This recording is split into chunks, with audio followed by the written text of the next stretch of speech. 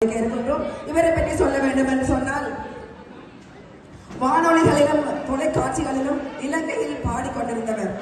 அது மட்டுமில்லாமல் ஒரு இசைக்குழுவில் சித்ராலா இசைக்குழுவில் பிரதான பாடகியாக கொழும்பு மேடைகளில் நிகழ்ச்சிகளில் வலம் வந்தவரும் கூட.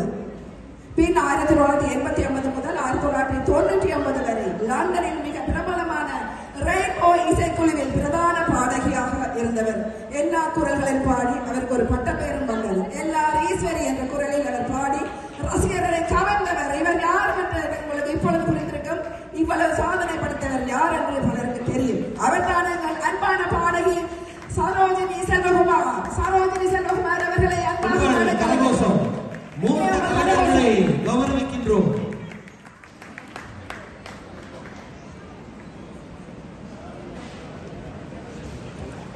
இதோ இப்பொழுது சரோஜினி செல்வகுமார் அவர்களுக்கு மதிப்பளிக்கப்படுகின்றது. எங்கே உங்கள் கரகோஷத்துடன்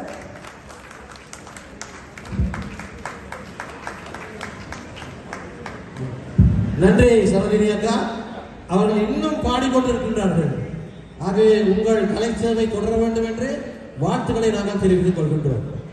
ரத்தத்தில் ஊறியது உண்மை. இனி